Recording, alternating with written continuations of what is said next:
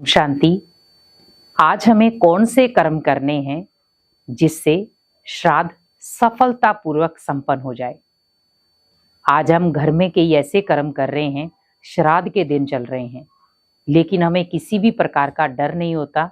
हम सोचते हैं श्राद्ध चल रहे हैं तो कौन सी बड़ी बात है। लेकिन अगर आप ये सोचें कि श्राद्ध कर रहे हैं, कितने लोग कर रहे हैं, क्यों किए जाते हैं, ताकि जो आत्माएं हमारे घर से गई हैं उनके लिए कुछ हम स्पेशल कर पाएं। बहुत सारे लोग अपने घर में गलत चीजों का प्रयोग करते हैं। आप ये याद रखें कि ये चीजें श्राद्ध के दिनों में आपके लिए सही नहीं है। वो आपके घर को और जो आपके घर से सदस्य गया है दोनों को दूषित कर देगा।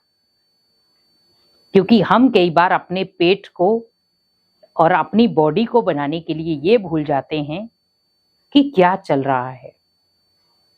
श्राद्ध एक नॉर्मल चीज नहीं है।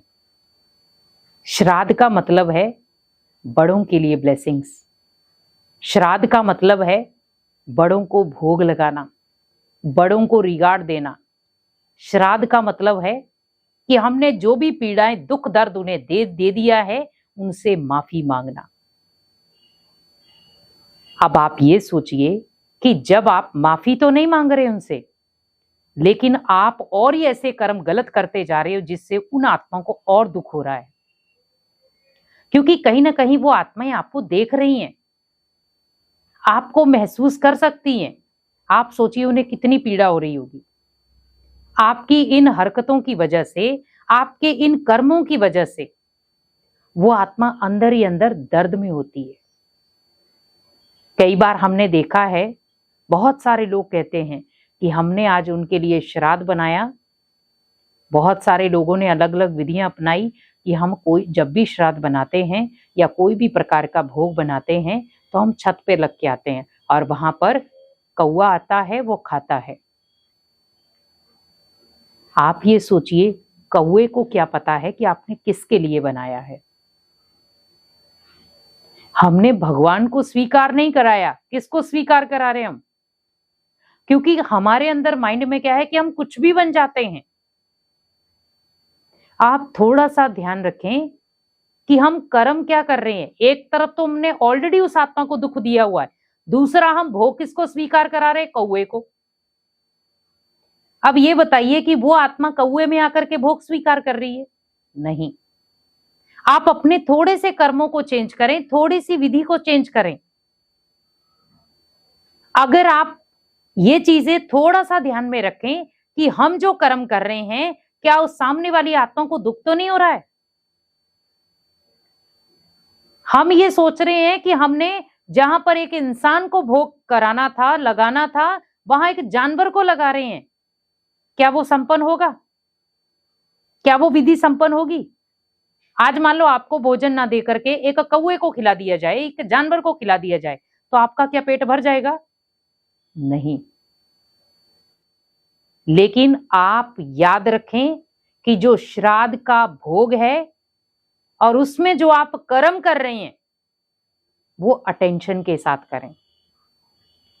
तो श्राद्ध का भोग हमेशा पहले भगवान को लगाएं, फिर आप उसी भगवान को लगाने के बाद वहीं बैठकर उस आत्मा को भी वो स्वीकार कराएं। भगवान भी स्वीकार कराए तो भले आप भी स्वीकार कराएं। पर कभी भी बहुत सारे लोगों को हमने देखा है, जब श्राद्ध करते हैं तो सामने उस आत्मा की तस्वीर रखते हैं भगवान के मंदिर के आगे। ये याद रखें, भले आप देवी देवताओं के आगे रख रहे हैं या जिसको भी आप इष्ट को मानते हैं, ओनली मन में उस आत्मा का चित्र होना चाहिए। जरूरी नहीं है कि सामने फोटो हो। फोटो को थोड़ा सा साइड पे रख दें, पर कभी भी अपने पूजा कक्ष में ना रखें। क्योंकि उससे क्या होता है कि हम परमात्मा को याद नहीं कर रहे हैं, हम उस देहधारी को याद कर रहे हैं। क्योंकि परमात्मा को तो देह है ही नहीं, वो निराकार है, ज्योति बिंदु है। अब उस ज्योति बिंदु, तो हम आत्माएं क्या हैं? ज्योति बिंदु हैं। शरीर तो हमें यहां मिला है। जब सृष्टि पर हम आते हैं शरीर तो हमें यहां मिला, लेकिन जब हम इस सृष्टि से जाते हैं तो फिर हम बिंदी बन जाते हैं, आत्मा बन जाते हैं। तो भोग किसे कराना था आपको, आत्मा को या शरीर को? तो आपने फोटो किसकी रखी, शरीर की। और भोग किसको कराना है, आत्मा को, क्योंकि शरीर तो 5 तत्वों में मिल गया जलने के बाद। तो फिर हम शरीर क्यों रख रहे हैं? हमें याद करना है उस समय आत्मा को। तो यहां पर पहला कर्म अटेंशन में रखना है कि कोई भी गलत चीज का प्रयोग आपके घर में ना हो। दूसरा, आपको भोग हमेशा भगवान को स्वीकार कराना है और वो भगवान फिर आत्मा को स्वीकार कराए। तो वो शरीर को स्वीकार नहीं कराएगा, वो उसकी आत्मा को स्वीकार कराएगा, क्योंकि शरीर तो खत्म हो गया, लेकिन आत्मा अजर अमर अविनाशी है। वो ना जलती है, ना मरती है, ना कटती है, बस वो कॉस्ट्यूम चेंज करती है। और तीसरी चीज, जब तक श्राद्ध चल रहे हों तब तक आपके घर में लड़ाई का माहौल या कोई भी ऐसे गलत विचारों का माहौल नहीं होना चाहिए। बहुत सारे लोग श्राद्ध के दिनों में भी लड़ते रहते हैं। एक तरफ तो श्राद्ध कर रहे हैं, दूसरी तरफ लड़ाई झगड़ा कर रहे हैं। आप कोशिश करें कि पहले तो हमें, जरूरी नहीं है कि श्राद्ध चल रहे हैं तो ही नहीं लड़ना है। कोशिश करें कि हमें अपने घर में एक शांति और सुख का माहौल बनाना है, क्योंकि आज ओनली कमी है एक दूसरे को समझने और जानने की। हम एक दूसरे को प्रॉपर समझते नहीं है, प्रॉपर तरीके से जानते नहीं है, लेकिन रिएक्शन बहुत जल्दी दे देते हैं। सामने वाला किस परिस्थिति में है, सामने वाला आपसे क्या बोलना चाहता है, सामने वाला क्या बात आपके सामने रखना चाहता है, हम नहीं सुनना चाहते, लेकिन हम फट से रिएक्शन दे देते हैं, क्योंकि लंबे समय के संस्कार हैं ये, लंबे समय की आदत बन चुकी है ये। तो आप कोशिश करें कि श्राद्ध के जितने भी दिन हैं उन दिनों में घर में लड़ाई का माहौल ना हो, क्योंकि आत्मा के पास दुख पहुंचता है। कोई नहीं चाहता है कि हम किसी को भी दुख दें।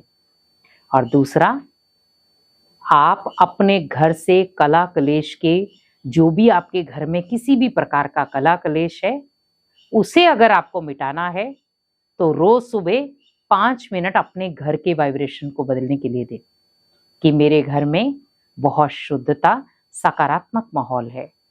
जब घर में शुद्धता और सकारात्मक माहौल रहेगा तो आपके जो पूर्वज हैं, जिनके लिए आप श्राद्ध करते हैं, वो भी खुश होंगे अगले जन्म में, और आप इस जन्म में खुश। तो जब आपके चेहरे पर खुशियां रहेंगी, आपका घर माहौल खुशनुमा होगा, तो वो सामने वाला भी हमेशा के लिए खुश हो जाएगा। इसीलिए कोशिश करें कोई ऐसा कर्म ना करें जिससे भगवान आपका साथी ना बने और वो आत्मा भी आपकी साथी ना बने। कोशिश करें वही कर्म करें जिससे आपके घर में भी खुशियां आए और वो आत्मा अपने घर में भी खुशियां लेकर जाए। ओम शांति।